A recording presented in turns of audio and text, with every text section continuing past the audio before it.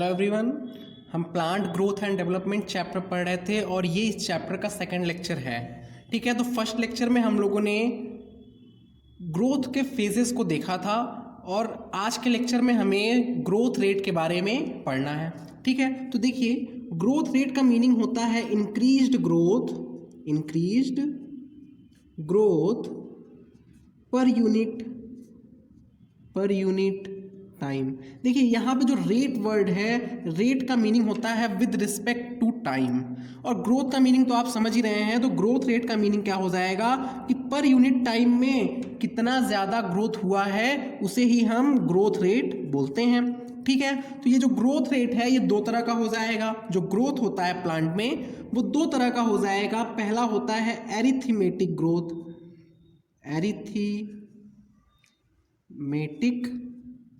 हो जाएगा।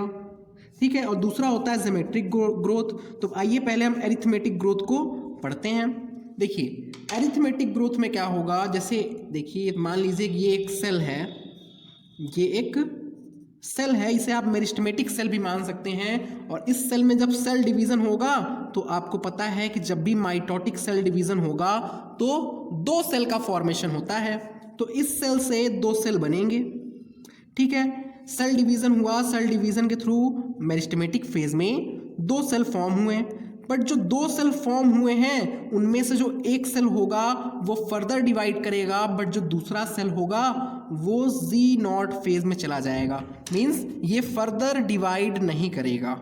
इसी तरीके से आगे की तरफ बढ़ेगा। देखिए ये वाला जो सेल है जो फर्दर डिवाइड करेगा ये वापस से दो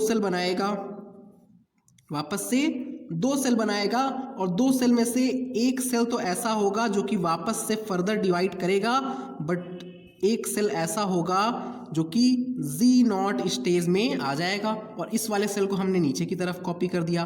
तो ये ग्रोथ देखिए कैसे हो रहा है। एक सेल था, एक सेल से दो सेल हुआ, दो में से एक डिवाइड कर रहा है और बाकी का एक नहीं कर रहा है। और जो सेल डिवाइड कर रहा है उसने वापस से दो सेल बनाए और उसमें से भी एक सेल डिवाइड करेगा और दूसरा डिवाइड नहीं करेगा। इसी तरीके से ये ग्रोथ होता रहेगा। देखिए ये सेल फर्दर डिवाइड करेगा और डिवाइड करके एज यूजुअल दो सेल बनाएगा। माइटोटिक सेल डिवीजन में दो सेल का फॉर्मेशन होता है, तो यहाँ पे दो सेल का फॉर्मेशन होगा। और ये जो बाकी के Z0 वाले सेल हैं हम इसी को ऐसे आगे की तरफ लिख दे रहे हैं। ये हो गया। ये अभी हम एरिथमेटिक ग्रोथ देख रहे हैं। एक सेल जो बना है वो डिवीजन करेगा और बाकी का जो दूसरा सेल है वो Z0 स्टेज में रेस्टिंग फेज में चला जाएगा। ठीक है, तो ये एरिथमेटिक ग्रोथ में क्या हो रहा है आप इसे ऐसे याद रख सकते हैं। ए को आप इस तरीके से लिखिए, ये ए लिखने का तरीके को थोड़ा सा आप चेंज कर लीजिए यहाँ पे एरिथमेटिक में। तो आप इस तरीके से याद रख सकते हैं कि यहाँ पे क्या हो रहा है, एक सेल तो कंटिन्यू डिवाइड कर रहा है बट जो बाकी का दूसरा सेल बन रहा है वो सेल डिवीजन की एक्टिविटी से एग्जिट कर जा रहा है। ठीक है, तो हम यहाँ पे क्या लिख सकते हैं कि ये जो एरिथमेटिक ग्रोथ है उसमें जो सेल डिवीजन हो रहा है उससे दो डॉटर सेल तो बन रहे हैं। Means each cell division produces two daughter cell. एक सेल डिवीजन से दो डॉटर सेल बन रहे हैं और उसमें से जो दो डॉटर सेल बना है उसमें से जो एक डॉटर सेल होगा वो फर्दर डिवाइड करेगा और जो दूसरा डॉटर सेल होगा वो Z0 फेज में चला जाएगा। या फिर तो देखिए ये Z0 फेज में क्यों गया, क्योंकि ये सेल अब यहाँ से मैच्योर हो जाएगा और मैच्योर होकर के एक स्पेसिफिक फंक्शन करने लगेगा अपना। मींस इस सेल का डिफरेंशिएशन होने लगा है और बाकी एक ही सेल के पास मेरिस्टेमेटिक एक्टिविटी रह जा रही है। ये सेल परमानेंट सेल में कन्वर्ट हो गया है। तो हम यहाँ क्या लिख सकते हैं कि ईच सेल डिवीजन से दो डॉटर सेल बनेंगे और जिसमें से one daughter cell continue to divide, one daughter cell continue to divide while other differentiate and mature,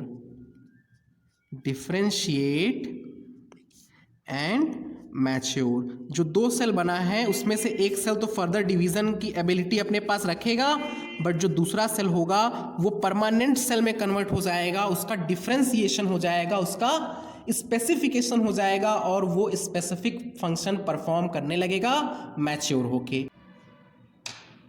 तो यहाँ पे आप देख रहे हैं ग्रोथ कैसे हो रहा है, कांस्टेंट रेट से हो रहा है। जो एरिथमेटिक ग्रोथ है उसमें ग्रोथ कैसे हो रहा है, कांस्टेंट रेट से हो रहा है। मतलब एक सेल से 2 सेल बन रहा है, फिर 2 से 3 बन रहा है और 3 से 4 बन रहा है, इसी तरीके से 4 से 5 बनेगा। तो एरिथमेटिक ग्रोथ में कांस्टेंट रेट से ग्रोथ होता है। तो आइए एरिथमेटिक ग्रोथ का मैथमेटिकल इक्वेशन देख लिया जाए। मैथमेटिकल इक्वेशन देखिए, एरिथमेटिक ग्रोथ का मैथमेटिकल इक्वेशन होता है L T equals L nought plus R T. L T equals L nought plus R T. देखिए अगर आप अब इसमें हम ग्राफ बना के आपको दिखाते हैं। यहाँ पे पहले ये रिप्रेजेंट क्या कर रहा है समझ लेते हैं। एल टी का मतलब है length at time T, length at. अभी हम इस इक्वेशन का फील भी आपको दिलाएंगे कि ये इक्वेशन कैसे आया है, इस इक्वेशन से ग्राफ कैसे बनेगा, वो सब आपको फील आएगा अभी। एल नॉट का मतलब है length at T is equals to 0, length at T equals to 0 means initial time पे जितना लेंथ है वो ये हो गया। आर यहाँ पे हो जाएगा ग्रोथ रेट या फिर तो इसे ही हम बोल सकते हैं इलोंगेशन पर यूनिट टाइम, ELONGATION पर यूनिट टाइम। एक यूनिट टाइम में कितना इलोंगेशन हुआ है उसे ही हम आर से रिप्रेजेंट किए हैं, या फिर तो आर यहाँ पे क्या रिप्रेजेंट कर रहा है, ग्रोथ रेट को रिप्रेजेंट कर रहा है। और यहाँ पे टी का मीनिंग क्या है, टी मीन्स है टाइम। अभी हम इस इक्वेशन को, ये इक्वेशन कैसे आया है उसका फील भी नेक्स्ट पेज में देखेंगे, बट अभी आप यहीं से समझिए कि एल टी मीन्स क्या है कि length at time T. Time T पे कितना लेंथ होगा ये किस पे डिपेंड करेगा कि इनिशियल लेंथ क्या था और ग्रोथ रेट क्या है। ग्रोथ रेट जो है उससे टाइम से मल्टीप्लाई कर दीजिए तो ये इक्वेशन आएगा। ठीक है, तो देखिए इसमें ग्राफ बना लेते हैं थोड़ा सा। एल टी यहाँ पे मीन्स, एल मीन्स यहाँ पे लेंथ है और टी मीन्स यहाँ पे टाइम है। तो हमने यहाँ पे लिख दिया, एक एक्सिस पे लेंथ लिख दिया और दूसरे एक्सिस पे टाइम लिख दिया। तो जब टाइम 0 था, देखिए यहाँ पे इस पोजीशन पे जब टाइम 0 था, अगर हम t इक्वल्स टू 0 कर दें तो ये पूरी की पूरी वैल्यू 0 हो जाएगी। तो एट 0 टाइम पे L T equals to L nought है, तो t इज इक्वल्स टू 0 पे भी एक लेंथ होगा जिसे हम एल नॉट बोलेंगे। और उस एल नॉट के बाद से ये देखिए टाइम के साथ में लीनियर ग्राफ यहाँ पे आएगा, या फिर तो आप ऐसे भी समझ सकते हैं ये क्या हो जाएगा, वाई एक्सिस पे वाई और ये हो जाएगा C इंटरसेप्ट में, यहाँ पे ये R हो जाएगा M में और T हो जाएगा X पे, that is Y equals MX plus C। Straight line का इक्वेशन, यहाँ पे ये C क्या है, इंटरसेप्ट है, ये इंटरसेप्ट हो गया और ये स्ट्रेट लाइन या फिर तो लीनियर ग्राफ कैसा आया है, लीनियर ग्राफ यहाँ पे आएगा। आइए पहले इस इक्वेशन का थोड़ा सा फील लेते हैं, फिर ये और अच्छे से समझ में आएगा। यहाँ पे m जो है, m मीन्स क्या होता है, स्लोप होता है। तो इस इक्वेशन का अगर स्लोप पूछता है कभी एग्जाम में तो इस इक्वेशन का स्लोप हो जाएगा r means growth rate slope हो जाएगा। नेक्स्ट पेज में थोड़ा सा इसको पहले और फील लेके समझ लिया जाए। पहले देखिए ये नोट में ही थोड़ा सा, आपको नोट नहीं करना है, आप चाहिए तो नोट भी कर सकते हैं। हमने अभी बताया कि ग्रोथ यहाँ पे कैसा हो रहा है, कांस्टेंट रेट से हो रहा है। कांस्टेंट रेट से हो रहा है मीन्स 1 से 2 बनेगा, 2 से 3 बनेगा। कांस्टेंट रेट से हो रहा है, देखिए ये जो ग्रोथ रेट होता है R, हमने ग्रोथ रेट का डेफिनेशन क्या बताया, ग्रोथ रेट का डेफिनेशन होता है increased growth per unit time. Increased growth का मतलब increased length per unit time, increased weight per unit time, increased in number of cell per unit time. Growth का मतलब यही सब तो होता है। तो यहाँ पे अगर हम देखें कि ग्रोथ रेट अगर हमें निकालना हो तो हम बोलेंगे increased length, that is length increased पर यूनिट टाइम, और यही होता है ग्रोथ रेट, है ना, यही होता है ग्रोथ रेट। ग्रोथ रेट क्या हो जाएगा, increased length per unit time. तो यहाँ पे हम इंक्रीज्ड लेंथ अगर निकालना चाहें, एल इंक्रीज, तो ये कितना आ जाएगा, आर टी आएगा। इंक्रीज्ड लेंथ कितना आएगा, आर टी आएगा। और अब हमें देखिए कोई भी प्लांट है उसका इनिशियल लेंथ अगर एल नॉट है, टी इक्वल्स टू 0 पे एल नॉट लेंथ है और टाइम टी पे इतना लेंथ इंक्रीज हुआ है, देखिए t इक्वल्स टू 0 पे एल नॉट लेंथ है और टाइम t लगा तो इतना लेंथ इंक्रीज हुआ है, इतना लेंथ इंक्रीज हुआ है। तो हम बोल सकते हैं कि लेंथ एट टाइम t क्या हो जाएगा, length at time t equals to L nought जो टाइम 0 पे लेंथ था प्लस लेंथ इंक्रीज्ड, है ना। टाइम t पे लेंथ कितना रहेगा, जो इनिशियल लेंथ था प्लस उस टाइम में जितना इंक्रीमेंट हुआ है वही वैल्यू होगा।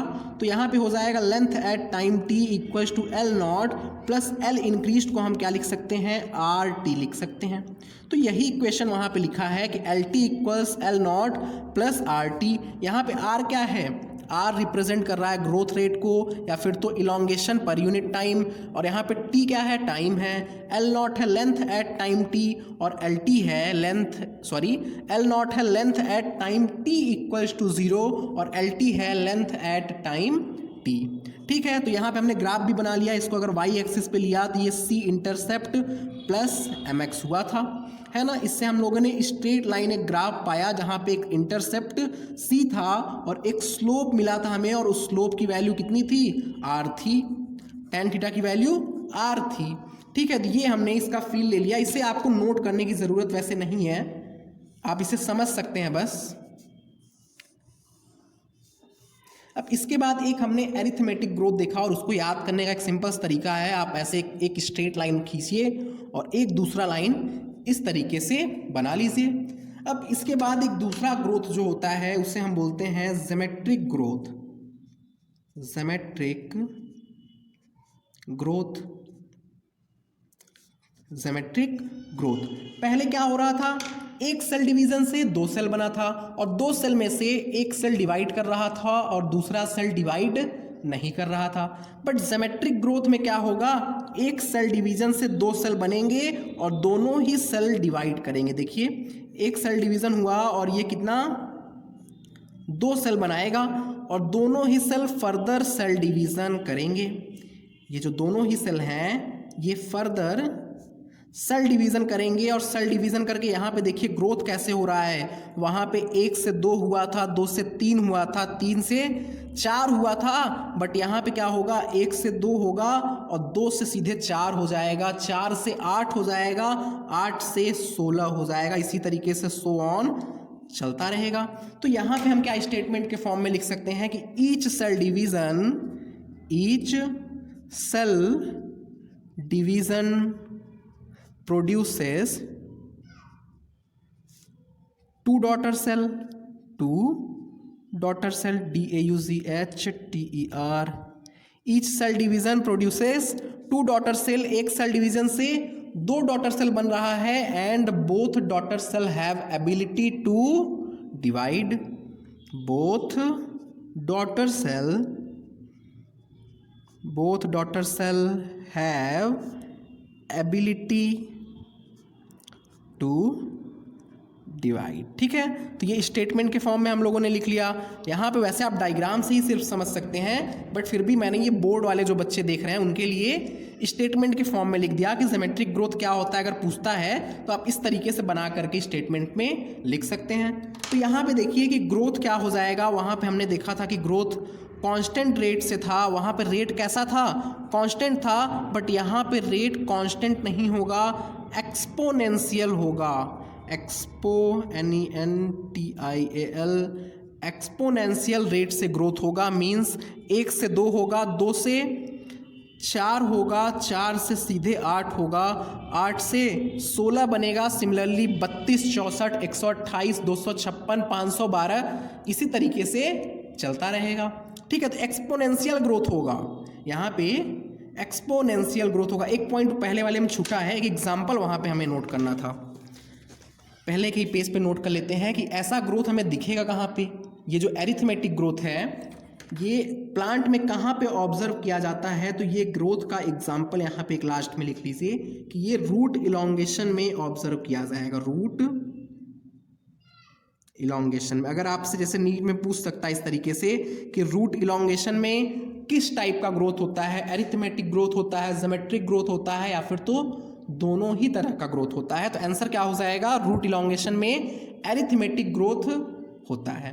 ठीक है, तो आइए नेक्स्ट पेज में चलते हैं। हम लोगों ने ज्योमेट्रिक ग्रोथ देख लिया है, अब उसका मैथमेटिकल इक्वेशन देखते हैं। ज्योमेट्रिक ग्रोथ का मैथमेटिकल इक्वेशन देखिए, मैथमेटिकल इक्वेशन, यहाँ पे जो इक्वेशन होगा उसका भी हम फील दिलाएंगे। देखिए ये हमने लिखा है W1, W1 मीन्स क्या है, फाइनल कितना होगा। जैसे वहाँ पे हम लोगों ने लेंथ एट टाइम t देखा था, इसे हम लोग फाइनल लेंथ भी बोल सकते हैं। ये जो लेंथ एट टाइम t है इसे हम लोग फाइनल लेंथ भी बोल सकते हैं। ये इनिशियल लेंथ हो गया और ये ग्रोथ रेट और ये टाइम हो गया। यहाँ पे हम लोगों ने लेंथ से अभी देखा है फॉर्मूला, पर इसी तरीके से हम वेट से भी देख सकते हैं कि वेट एट टाइम t क्या होगा, equals to W0 plus RT होगा। ठीक है, यहाँ पे वेट से भी देख सकते हैं, वॉल्यूम से भी देख सकते हैं। देखिए ग्रोथ को मेज़र करने का कई सारे पैरामीटर हैं। आप लेंथ से मेज़र कर सकते हैं, वेट से मेज़र कर सकते हैं, वॉल्यूम से कर सकते हैं, है ना, सेल के नंबर से मेज़र कर सकते हैं। तो यहाँ पे हम लोगों ने लेंथ से देखा, बट आप वेट के भी थ्रू देख सकते हैं और कॉन्सेप्ट पूरा वही होगा।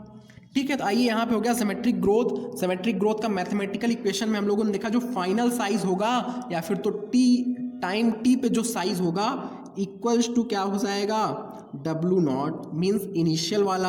और यहाँ पे थोड़ा इक्वेशन में देखिए e⁻ RT होता है, W0 इंटू e⁻ RT। अभी ये इक्वेशन कैसे आता है हम आपको समझाएंगे भी। यहाँ पे e का मीनिंग होता है एक्सपोनेंशियल, एक्सपोनेंट है।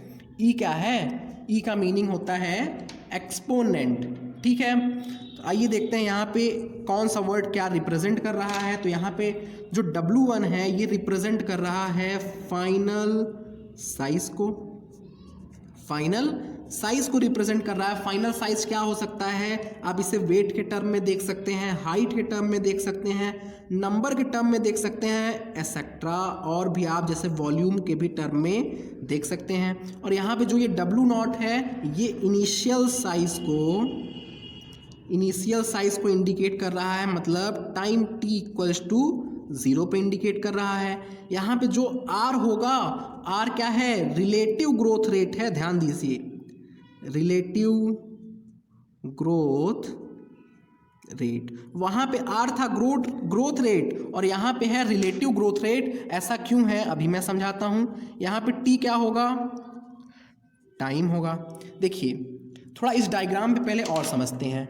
अगर यहाँ पे हम पहला सेल डिवीज़न देखें तो एक सेल से दो सेल बना, एक सेल से दो सेल बना। दूसरा सेल डिवीज़न देखें तो यहाँ पे 2 से 4 बना है। और इसी तरीके से अगर हम तीसरा सेल डिवीज़न देखेंगे तो 4 से 8 बनेगा। तो रिलेटिव ग्रोथ रेट का मतलब क्या हुआ कि जो ग्रोथ हो रहा है इनिशियल में कितना साइज है उस पे डिपेंड कर रहा है। समझने की कोशिश कीजिए, अगर इनिशियल में 4 सेल है तो फाइनल में आपको 8 सेल मिलेगा। अगर इनिशियल में 16 सेल है तो आपको फाइनल में 32 सेल मिलेगा। तो रिलेटिव इसीलिए हम बोलते हैं, इसे ही हम इफिशियंसी इंडेक्स भी बोलते हैं। रिलेटिव ग्रोथ रेट को इफिशियंसी इंडेक्स भी बोलते हैं। अभी मैं नेक्स्ट पेज में लिखवा दूंगा ये। तो ये क्या, रिलेटिव का मतलब क्या हो गया कि जो फाइनल साइज होगा वो इनिशियल साइज पे डिपेंड करेगा। ठीक है, इतना पॉइंट आपको समझ में आ रहा है। अभी आगे इसे और हम क्लियर करते हैं। तो यहाँ पे इसका ग्राफ देख लिया जाए। देखिए अगर हम t इक्वल्स टू 0 पे अगर देखना चाहें, अगर हमने टाइम को 0 कर दिया, टाइम को 0 कर दिया, जब टाइम 0 हो जाएगा तो उस केस में क्या होगा, देखिए e⁻r इंटू में t की वैल्यू 0 और ये कंप्लीट टर्म हो जाएगा 1। मीन्स e⁻0 इक्वल्स टू 1 होता है। किसी का भी पावर अगर 0 हो तो वो 1 के इक्वल होता है ना।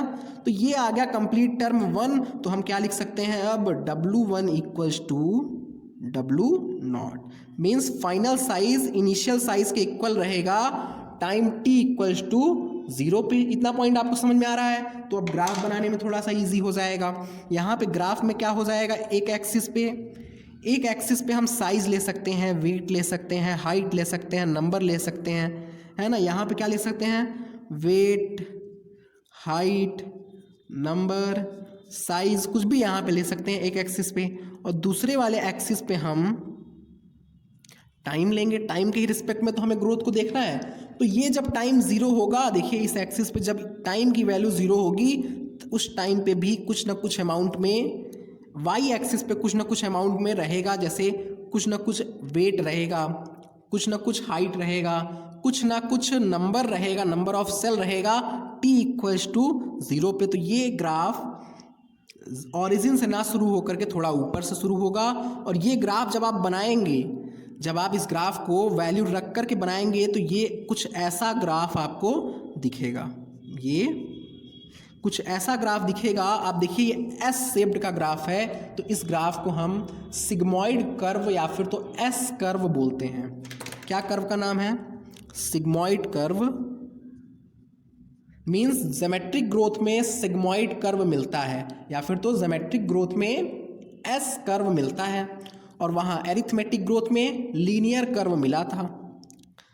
सिग्मॉइड कर्व, या फिर तो इसे ही हम क्या बोल सकते हैं? एस कर्व बोल सकते हैं। ठीक है, तो यहाँ पे आप देखिए क्या ऑब्जर्व कर सकते हैं कि ये जो पोजीशन है, यहाँ पे ग्रोथ कैसा हो रहा है? स्लो हो रहा है थोड़ा, बट यहाँ पे क्या हो रहा है? ग्रोथ एकदम तेजी से हो गया। टाइम थोड़ा लगा और ग्रोथ बहुत ज़्यादा हो गया। देखिए टाइम बहुत थोड़ा लगा और ग्रोथ बहुत ज़्यादा हुआ है इस फेज पे जहाँ मैंने पॉइंट बनाया है बी पॉइंट पे। इसके अलावा एक पॉइंट ये सी पे आप देख लीजिए, यहाँ पे टाइम क्या हुआ? ज़्यादा लगा बट ग्रोथ कम हुआ। ये जो सी पॉइंट अगर हम यहाँ तक देखें तो इधर क्या हुआ? टाइम ज़्यादा लगा और ये ग्रोथ कम हुआ।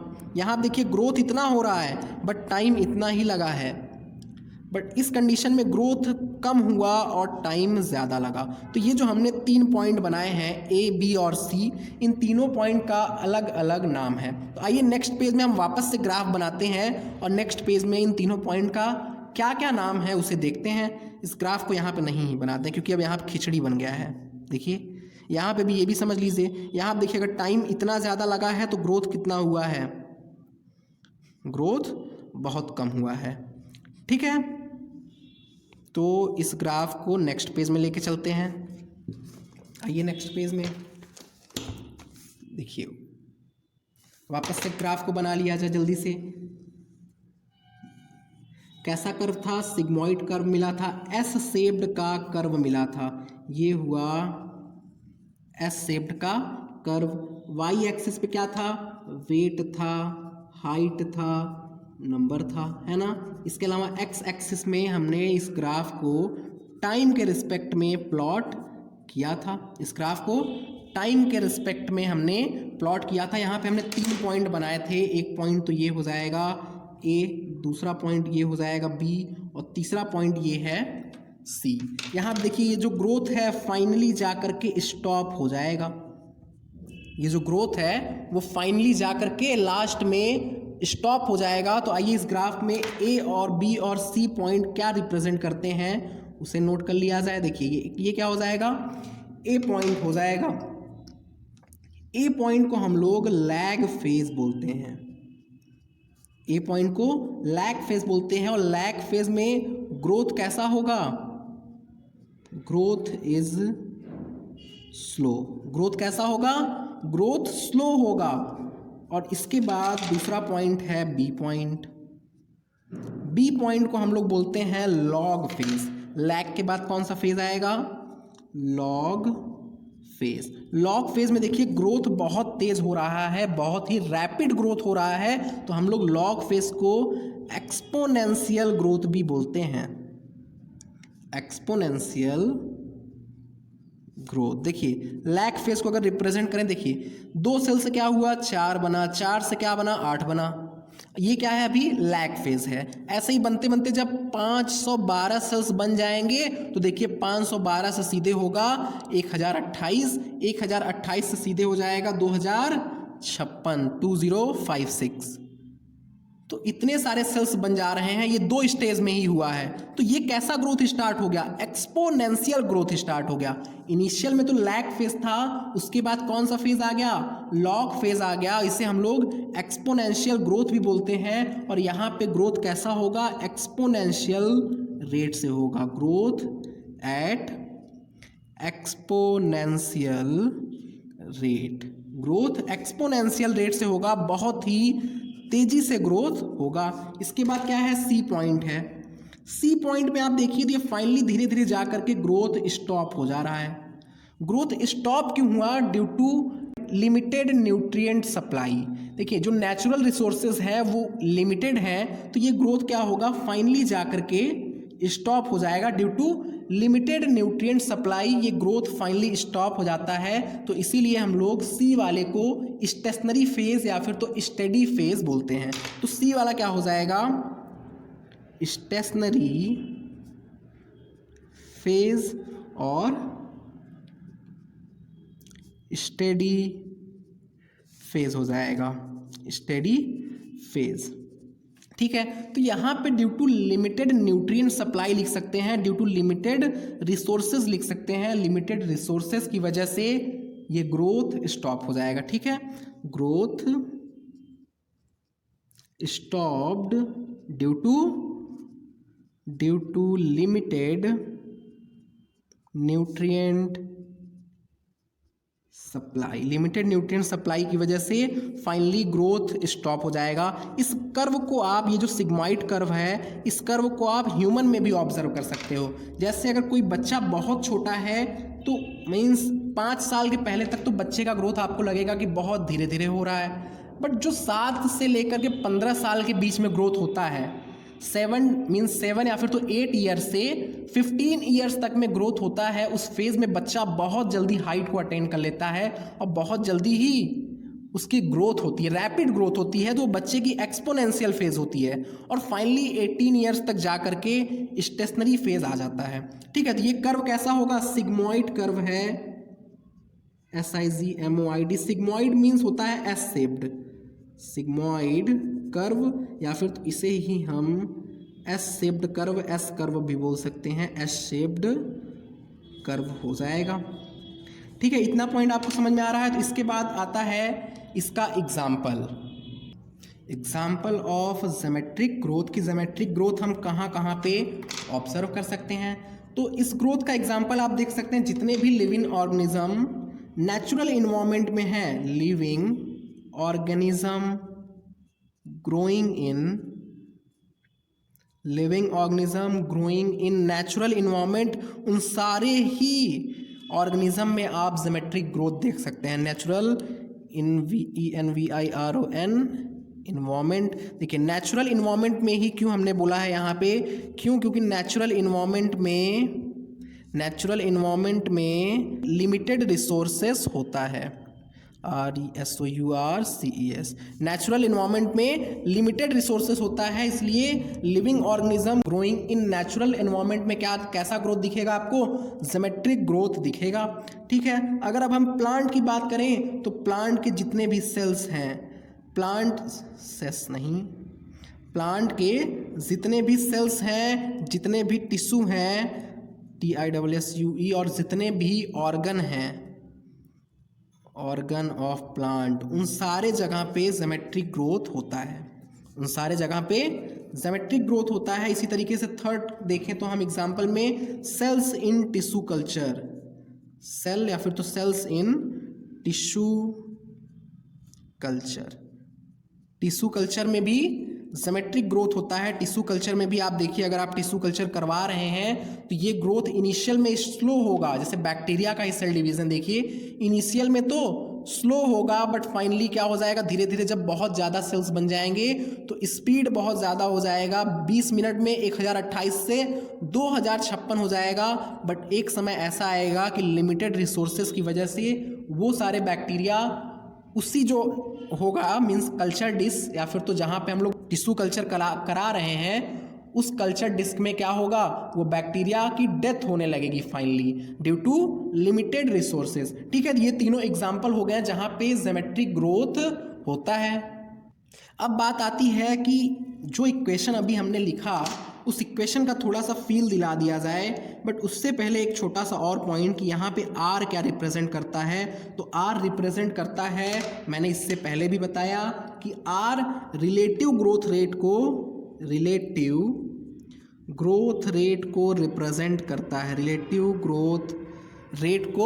रिप्रेजेंट करता है। इसका मीनिंग क्या है, रिलेटिव ग्रोथ रेट का मीनिंग क्या है कि यही मैंने जैसे समझाया कि क्या होगा कि नेक्स्ट सेल डिवीज़न में कितना सेल फॉर्म होगा, ये डिपेंड करेगा कि इनिशियल में कितने सेल्स हैं। तो इसी तरीके से हम बोल सकते हैं कि प्लांट में न्यू प्लांट मटेरियल कितना प्रोड्यूस होगा, ये किस पे डिपेंड करेगा कि इनिशियल में कितना मटेरियल है। अगर इनिशियल में ज़्यादा होगा तो फाइनल में भी हमें ज़्यादा ऑब्टेन्ड होगा। तो हम लिख सकते हैं कि जो रिलेटिव ग्रोथ है, रिलेटिव ग्रोथ रेट है, इट मेजर्स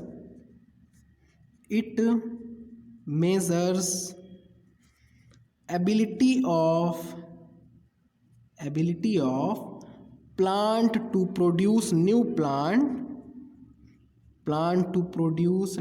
plant material, और इसे ही हम लोग न्यू प्लांट मटेरियल, और इसी रिलेटिव ग्रोथ रेट को हम लोग इफ़िशियंसी इंडेक्स भी बोलते हैं। ये जो रिलेटिव ग्रोथ रेट है इसे ही इफ़िशियंसी इंडेक्स भी बोला जाता है। ठीक है, इतना पॉइंट समझ में आया। तो नेक्स्ट पेज में हम लोग जो मैथमेटिकल इक्वेशन हमने पढ़ा है उसका थोड़ा सा फील ले लिया जाए। नोट पॉइंट में ये नोट करने की आपको ज़रूरत नहीं है। देखिए, ये जो यहाँ पे इक्वेशन हमने देखा है मैथमेटिकल इक्वेशन, ऐसा ही इक्वेशन हमें केमिकल काइनेटिक्स जो कि क्लास 12 के केमिस्ट्री का चैप्टर है वहाँ पे फर्स्ट ऑर्डर रिएक्शन में देखने को मिलता है, और कुछ ऐसा ही इक्वेशन हमें फिजिक्स के रेडियो एक्टिविटी टॉपिक में भी देखने को मिलता है। तो देखिए यहाँ नोट पॉइंट पे देखिए, हमने बताया कि जो फाइनल साइज होगा टाइम के साथ में जो फाइनल साइज होगा वो इनिशियल साइज पे डिपेंड करेगा, means directly proportional to W0 यहाँ पे होगा। जो फाइनल साइज होगा वो इनिशियल साइज पे डिपेंड करेगा। हम इसे स्टेटमेंट के फॉर्म में भी लिख दे रहे हैं, और ये NCERT में लिखा है तो आपको याद भी रखना चाहिए कि जो फाइनल साइज है डिपेंड्स ऑन इनिशियल साइज। ठीक है, इतना पॉइंट आपको समझ में आ रहा है कि ये जो फाइनल साइज है वो इनिशियल साइज पे डिपेंड करेगा, और यहीं पे जब ये प्रोपोर्शनलिटी हटता है तो यहाँ पे एक कांस्टेंट आ जाता है, उसी कांस्टेंट का नाम है रिलेटिव ग्रोथ रेट। और इसे ही अगर हम आगे की तरफ प्रोसीड करें, थोड़ा फास्ट हम प्रोसीड करके आपको दिखाते हैं, कंप्लीट डेरिवेशन ही यहाँ पे W0 इक्वल्स टू RT, और अगर हम दोनों साइड क्या कर दें RDT, दोनों साइड इंटीग्रेशन कर दें, तो इनिशियल इंटीग्रेशन कहाँ से कहाँ पे करना है, time t is equals to 0 से time t is equals to t पे करना है, और t इज इक्वल्स टू 0 पे W0 अमाउंट प्रेजेंट था, तो t is equals to t पे WT या फिर तो W1 अमाउंट हो जाएगा। तो इस जब हम इंटीग्रेशन को करेंगे तो यहाँ पे देखिए dW1 बाई में dW0 है, और हमें पता है कि 1/x dx का इंटीग्रेशन क्या होता है, log बेस e पे x या फिर तो ln x होता है। तो यहाँ पे भी वही हो जाएगा, dW1 बाई में W0, इसका इंटीग्रेशन हो जाएगा log बेस e पे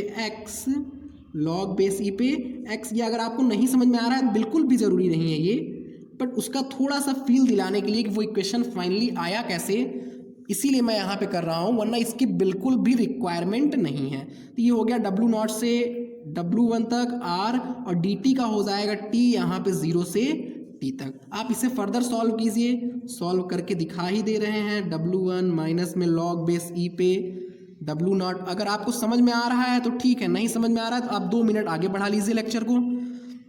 यहाँ पे देखिए log a minus B equals to क्या होता है, log बेस e पे log a बाई में b हो जाएगा, इक्वल्स टू r, यहाँ पे क्या हो जाएगा t माइनस 0 हो जाएगा। इतना पॉइंट आपको समझ में आ रहा है। ये जो log बेस e है इसे ही आप कन्वर्ट कर सकते हैं log बेस 10 में, तो ये हो जाएगा 2.303 log बेस 10 पे W1 इज डिवाइडेड बाई में W0 इक्वल्स टू RT। एक तो ये इक्वेशन बनता है, बट NCERT में ये इक्वेशन नहीं लिखा हुआ है।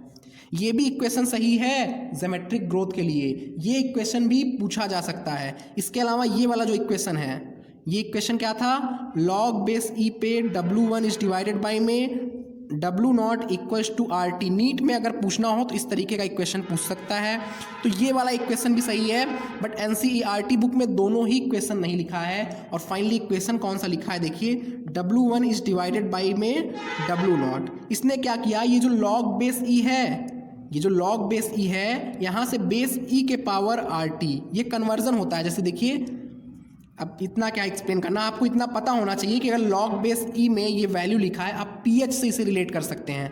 Minus log H plus equals to P H होता है। अगर आपको एच प्लस निकालना है तो क्या हो जाता है, एच प्लस निकालना है तो ये हो जाएगा 10 to the power minus P H. इस माइनस वाले वैल्यू को यहाँ लाइए, देखिए ये क्या लिख सकते हैं, इसे हम log बेस 10 पे h plus equals to minus P H लिख सकते हैं। अब हमें अगर h प्लस निकालना है तो इक्वल्स टू हो जाएगा ये जो बेस है, बेस टू द पावर ये वाली वैल्यू, यही वैल्यू होती है। तो इसी तरीके से यहाँ पे क्या हो जाएगा, W1 बाई में डब्लू नॉट इक्वल्स टू ये जो बेस है e to the power R T हो जाएगा। यही इक्वेशन एनसीईआरटी में लिखा है इस तरीके से कि W1 equals to W nought E to the power R T. ये इक्वेशन फाइनली आया कहाँ से, यहाँ ये जो इनिशियल स्टेप है कि जो फाइनल साइज होगा वो इनिशियल साइज पे डिपेंड करेगा।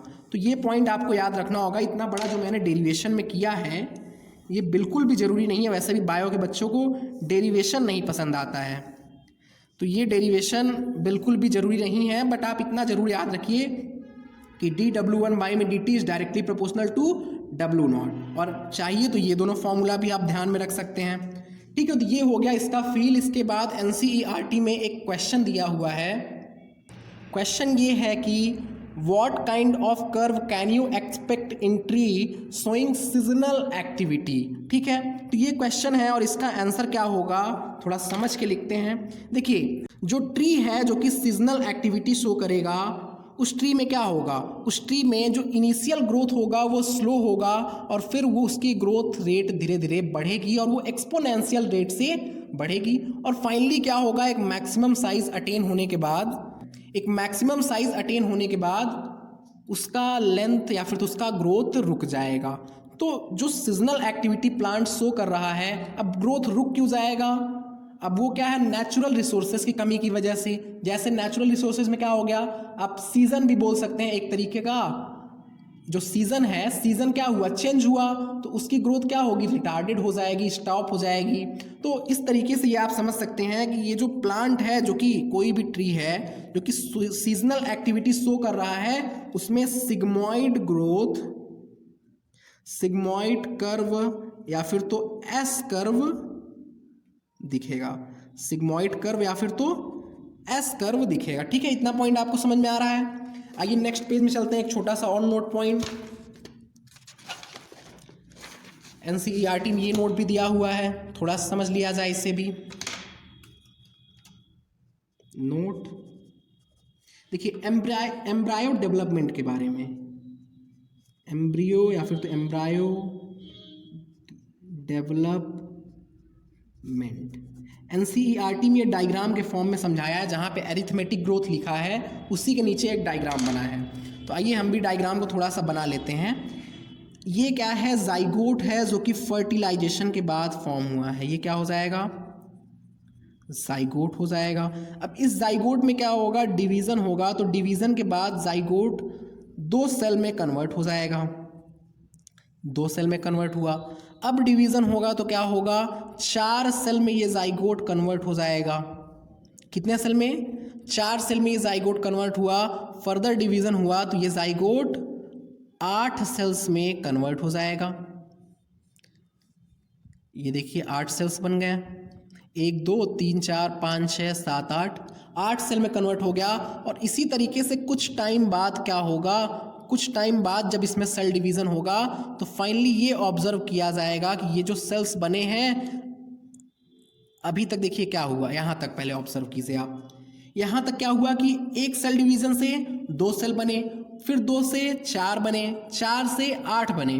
तो जो अर्ली डिवीज़न है वो कैसा है, एम्ब्रियो में जो अर्ली डिवीज़न है वो ज्योमेट्रिक है। बट आप जब लेटर स्टेज में देखेंगे कुछ टाइम बाद तो आपको दिखेगा कि जो लेटर का डिवीज़न है वो एरिथमेटिक डिवीज़न होता है। मीन्स यहाँ से ये जो सेल्स फॉर्म हुई हैं, यहाँ पे ये सारे सेल्स तो एक्टिव सेल्स हैं, बट जो बाकी सेल्स अब फॉर्म हो रही हैं वो सब Z0 फेज में सेल्स होंगे, वो सारे सेल्स Z0 फेज में होंगे। ठीक है, तो यहाँ पे यही आपको ऑब्जर्व करना है, यही लिखना है कि एम्ब्रियो डेवलपमेंट में जो अर्ली डिवीजन होता है वो सिमेट्रिक होता है। एनसीईआरटी में ये डायग्राम भी बना, ये डायग्राम बना है तो आप वहाँ से भी देख सकते हैं कि जो यहाँ पे अर्ली डिवीजन होगा, जो अर्ली डिवीजन होगा वो जियोमेट्रिक होगा, ज्योमेट्रिक होगा, और बाकी का जो लेटर डिवीजन होगा, बाद में डिवीजन होगा, वो कैसा होगा, एरिथमेटिक होगा, एरिथमेटिक होगा। देखिए ये जो इनिशियल वाला क्या रिप्रेजेंट कर रहा है, ये हो जाएगा जियोमेट्रिक डिवीजन, और फिर ये बाद का फाइनल वाला क्या रिप्रेजेंट कर रहा है, अरिथमेटिक डिवीजन। ठीक है, ऐसा क्यों आपको समझ में भी आ रहा होगा कि अर्ली डिवीजन से 1 से 2, 2 से 4, 1 से 2, 2 से 4, 4 से 8 बन रहे हैं, बट बाद में क्या हो रहा है, Z0 फेज में सेल्स जा रहे हैं। ठीक है, इतना पॉइंट आपको समझ में आया। तो इसके बाद ये ग्रोथ रेट खत्म होने के बाद एक टॉपिक एनसीईआरटी में और दिया है नेक्स्ट पेज में। देखिए क्या टॉपिक है, quantitative, comparison between growth of living system, growth of living system. Quantitative comparison करना चाहता है, कोई भी अगर दो ग्रोथ हुआ है तो उसके बीच में क्वांटिटी कितनी ग्रोथ हुई है उसकी कंपैरिजन कैसे करेंगे, वही टॉपिक हमें यहाँ समझना है। देखिए क्वांटिटेटिव कंपैरिजन करने के लिए दो मेथड है, एक तो है एब्सोल्यूट ग्रोथ रेट और दूसरा है रिलेटिव ग्रोथ रेट। समझाते हैं, अभी आगे आपको समझ में आएगा। एक डायग्राम यहाँ पे बनाना है, 2 लीफ का ये डायग्राम है। देखिए ये जो लीफ है, ये हमने जो इनर सरफेस बनाया है, इनर वाला एरिया जो कि हल्का डार्क में दिखाया है, ये इनिशियल कंडीशन है, और ये जो बाहर का आउटलाइनिंग हमने दिखाया है ये फाइनल कंडीशन है। फाइनल मीन्स इसमें ग्रोथ होने के बाद लीफ की साइज इतनी हो गई।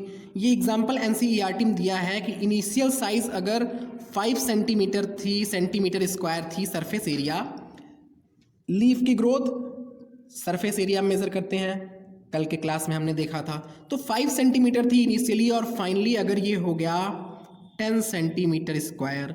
इसी तरीके से एक दूसरा एग्जाम्पल दिया है, एक ए लीफ है और एक ये बी लीफ है, दूसरा लीफ है।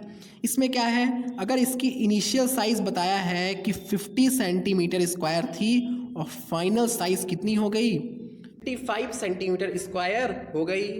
ये तो डाटा दे रखे हैं दो अलग अलग लीफ का, और इन्हीं दोनों लीफ में हमें क्वांटिटेटिव कंपैरिजन करना है, इन्हीं दोनों लीफ के थ्रू हमें समझना है। इस लीफ को हमने ए नाम दे दिया, इस लीफ को हमने बी नाम दे दिया।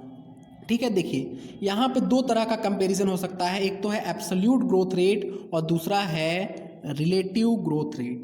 देखिए एब्सोल्यूट ग्रोथ रेट का मतलब होता है, AGR लिख दूँ, एब्सोल्यूट ग्रोथ रेट का मतलब होता है फाइनल माइनस इनिशियल।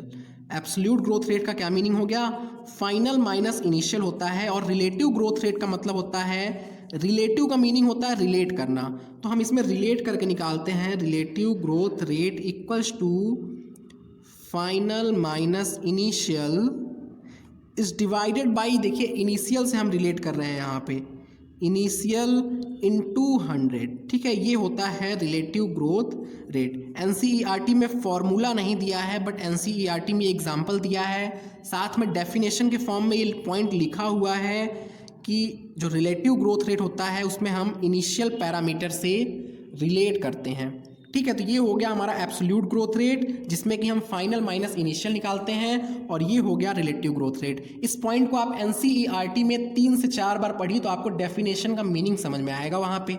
तो ये हो गया फाइनल माइनस इनिशियल, और यहाँ पे हो गया final minus initial is divided by initial into 100। ठीक है, तो ये क्या हो गया, हमने इनिशियल पैरामीटर से रिलेट कर दिया। तो ये जो एब्सोल्यूट ग्रोथ रेट है हम ए लीफ के लिए देखते हैं और बी लीफ के लिए देखते हैं। Absolute growth rate of A and absolute growth rate of B. तो ए वाले में अगर आप देखेंगे तो फाइनल माइनस इनिशियल निकालना है, final 10 centimetre square, initial 5 centimetre square equals to 5 centimetre square answer आएगा। और बी वाले लीफ का देखेंगे तो फाइनल है 55 सेंटीमीटर स्क्वायर, इनिशियल है 50 सेंटीमीटर स्क्वायर, तो यहाँ पे आ जाएगा 5 सेंटीमीटर स्क्वायर। तो इन दोनों से हमें क्या मिल रहा है कि absolute growth rate of A equals to absolute growth rate of B. हमने देखा कि दोनों में ही सेम एरिया इंक्रीज हुई है तो एब्सोल्यूट ग्रोथ रेट सेम होगा। बट दूसरा क्या हो गया, रिलेटिव ग्रोथ रेट। आइए इसे निकालते हैं। रिलेटिव ग्रोथ रेट ऑफ ए देख लिया जाए पहले। ए वाले लीफ का निकालेंगे तो final minus initial 10 minus 5 equals to 5 है, इस डिवाइडेड बाई इनिशियल में भी 5 है, इंटू 100 किया तो 100% इंक्रीमेंट आया। और अगर हम यही रिलेटिव ग्रोथ रेट बी का निकालें तो बी वाले में क्या हो जाएगा, फाइनल माइनस इनिशियल, यहाँ पे ये 55 सेंटीमीटर स्क्वायर होगा। Final minus initial means 5 is divided by initial कितना है, इनिशियल है 50, इंटू में 100 इक्वल्स टू आ जाएगा ये 10% इंक्रीमेंट। तो 100% इंक्रीमेंट का क्या मतलब है कि जस्ट डबल हो गया इसका सरफेस एरिया, ए वाले लीफ का जस्ट डबल हो गया, इनिशियल जितना था उसके रिस्पेक्ट में जस्ट डबल हो गया। बट बी वाले केस में क्या दिख रहा है, 10% मीन्स इनिशियल जितना था उसके रिस्पेक्ट में ओनली 10% इंक्रीमेंट हुआ है। तो हम यहाँ क्या लिख सकते हैं कि relative growth rate of A is more than B लिख ले रहे हैं। यहाँ पे आप पूरा लिख लीजिए ऐसे, relative growth rate of B. ठीक है, ये 2 पॉइंट आपको समझ में आ रहा है। तो ये हो गया क्वांटिटेटिव कंपैरिजन, क्वांटिटी के बेसिस पे हमने कंपैरिजन किया। ठीक है, इसके बाद नेक्स्ट पेज में हम देखते हैं कंडीशंस फॉर ग्रोथ, और इस लेक्चर का लास्ट टॉपिक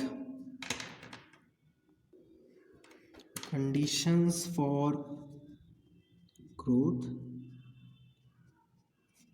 देखिए प्लांट के ग्रोथ के लिए क्या क्या मटेरियल रिक्वायर्ड है, क्या क्या कंडीशंस रिक्वायर्ड है, उन्हीं पॉइंट्स को हम आप देखेंगे। जैसे प्लांट के ग्रोथ के लिए वाटर रिक्वायर्ड है, ऑक्सीजन रिक्वायर्ड है, न्यूट्रिएंट्स चाहिए होगा, टेम्परेचर ऑप्टिमम होना चाहिए, प्लस लाइट और ग्रेविटी का भी इफेक्ट यहाँ पे हम देखेंगे। तो सबसे पहला कंडीशंस फॉर ग्रोथ में हम वाटर का रिक्वायरमेंट या फिर वाटर प्लांट के ग्रोथ के लिए क्यों रिक्वायर्ड है, इन पॉइंट्स को देखेंगे। तो ये वाटर क्या करता है, सेल के अंदर जाकर के सेल के अंदर वाटर जाएगा और सेल कैसा हो जाएगा, टर्जिट हो जाएगा, और टर्जिट हो जाएगा तो सेल के शेप को मेंटेन करता है। तो वाटर क्या कर रहा है, सेल की टर्जिडिटी को मेंटेन कर रहा है, और ये जो टर्जिडिटी है वो सेल के शेप को मेंटेन कर रहा है। ये पॉइंट हमने ट्रांसपोर्ट इन प्लांट में भी देखा था।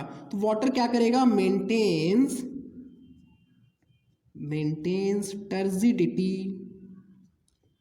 टर्जिडिटी ऑफ सेल, सेल के टर्जिडिटी को मेंटेन कर रहा है, सेल के अंदर टर्गर प्रेशर डेवलप करा रहा है, और इसी प्रेशर की वजह से क्या होगा, इसी प्रेशर की वजह से सेल में एक्सटेंशन एंड एनलार्जमेंट ग्रोथ होगा। यहाँ पे जो सेल के अंदर एक प्रेशर डेवलप हो रहा है, उस प्रेशर की वजह से सेल में एक्सटेंशन एंड एनलार्जमेंट ग्रोथ होगा, एक्सटेंशन एंड एनलार्जमेंट ग्रोथ होगा। तो हम यहाँ पे लिख सकते हैं ये जो टर्जिडिटी ऑफ सेल को मेंटेन कर रहा है, इसकी वजह से होगा क्या, इसकी वजह से होगा सेल का एनलार्जमेंट, सेल का ENLARGEMENT, सेल का इनलार्जमेंट होगा, और ये सेल का इनलार्जमेंट H2O ही करा रहा है। इसके अलावा सेल का एक्सटेंशन होगा, सेल का एक्सटेंशन होगा। देखिए हमने ट्रांसपोर्ट इन प्लांट में एक लाइन पढ़ा था, वो लाइन क्या था, डेट इज करके यहाँ पे हम लिख दे रहे हैं वही लाइन कि टर्गर प्रेशर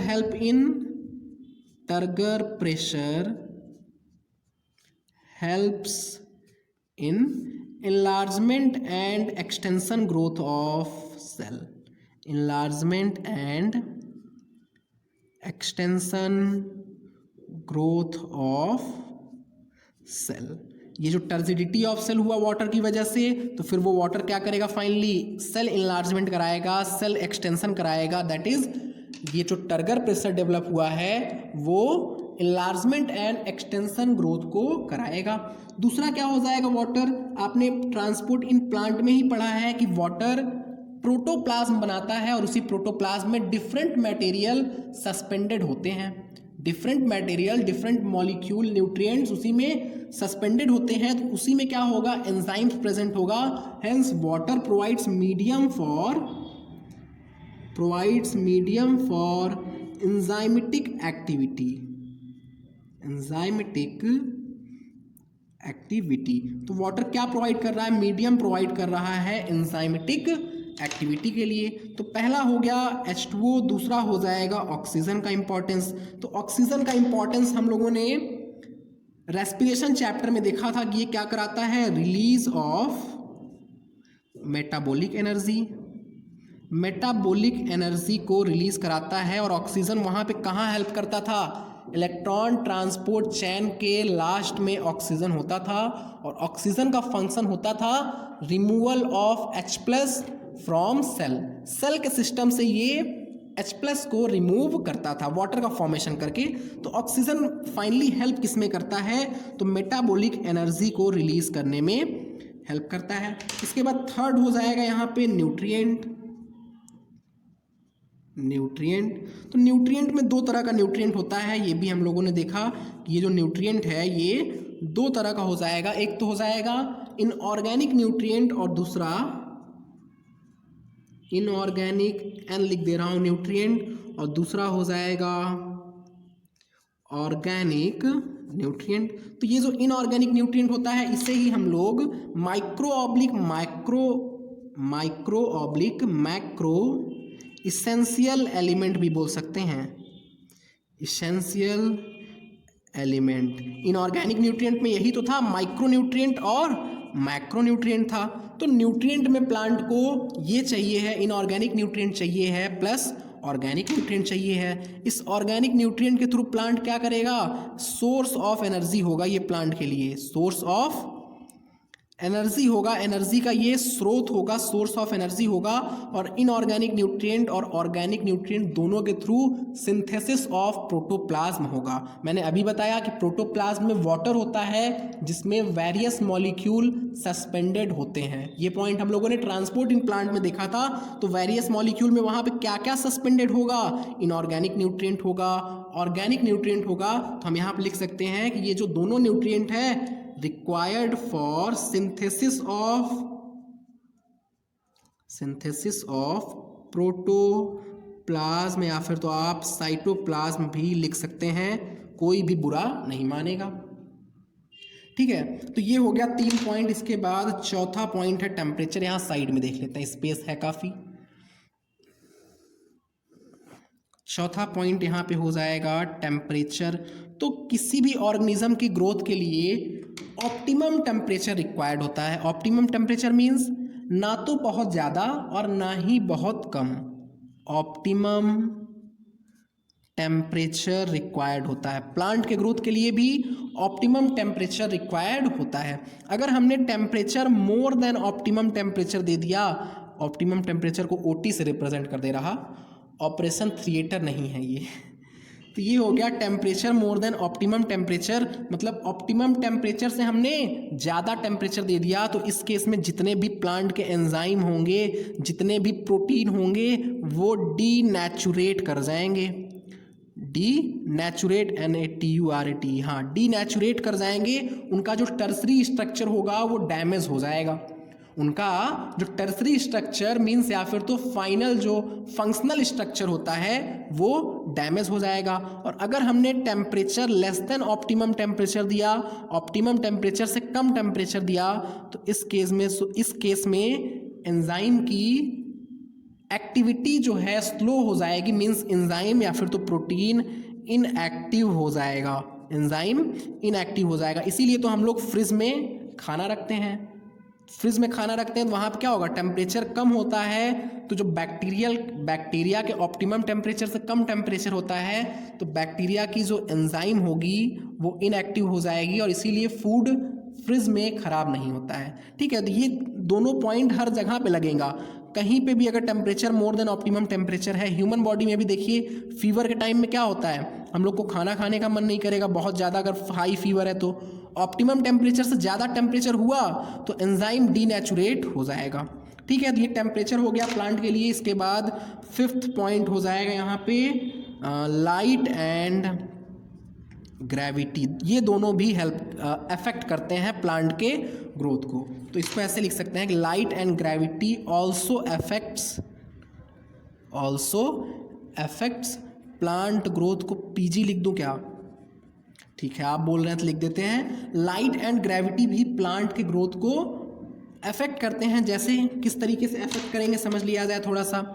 ये जो लाइट होता है it is stimulus for shoot growth. Shoot growth के लिए ये स्टिमुलस होता है। ये जो शूट होगा वो पॉजिटिव फोटोट्रॉपिज्म शो करता है। ये जो शूट का ग्रोथ है पॉजिटिव फोटोट्रॉपिक मूवमेंट शो करता है, मतलब लाइट के डायरेक्शन में ये मूव करता है। तो ये जो लाइट है ये स्टिमुलस देता है। स्टिमुलस मीन्स आप इनकरेज समझ सकते हैं। लाइट इनकरेज करता है शूट के ग्रोथ को। पॉजिटिव फोटोपीरियोडिज्म याद आ रहा है, इस चैप्टर में पढ़ना है फोटोपीरियोडिज्म भी। पॉजिटिव फोटोट्रॉपिज्म शो करते हैं। पॉजिटिव मीन्स लाइट के डायरेक्शन में मूव करते हैं, लाइट के डायरेक्शन में मूव करते हैं। और ग्रेविटी का इफेक्ट हम देख सकते हैं कि gravity is stimulus for root के ग्रोथ के लिए। रूट के ग्रोथ के लिए ग्रेविटी इनकरेजमेंट का काम करता है, स्टिमुलस का काम करता है। क्यों? क्योंकि ये जो रूट है वो पॉजिटिव जियोट्रॉपिज्म शो करते हैं। पॉजिटिव जियोट्रॉपिज्म मीन्स, जियो मीन्स होता है यहाँ पे अर्थ और ट्रॉपिज्म मीन्स होता है मूवमेंट। तो पॉजिटिव जियोट्रॉपिज्म मीन्स अर्थ की तरफ ये मूवमेंट शो करते हैं। और ये जो शूट है ये पॉजिटिव फोटोट्रॉपिक मूवमेंट शो करता है। और ये जो शूट है ये निगेटिव जियोट्रॉपिक मूवमेंट शो करता है, निगेटिव जियोट्रॉपिज्म। और ये जो रूट है ये निगेटिव फोटोट्रॉपिज्म शो करता है, मीन्स लाइट से अवे मूव करता है, नेगेटिव फोटोट्रॉपिज्म। ठीक है, तो इतना पॉइंट हो गया। ये हो गया कंडीशंस फॉर ग्रोथ। प्लांट में ग्रोथ के लिए क्या क्या कंडीशंस होगा ये सारे टॉपिक हमने देख लिया। तो इस लेक्चर में यहीं तक, और नेक्स्ट लेक्चर में हम लोग डिफरेंशिएशन डी डिफरेंशिएशन को पढ़ेंगे। Okay, bye bye.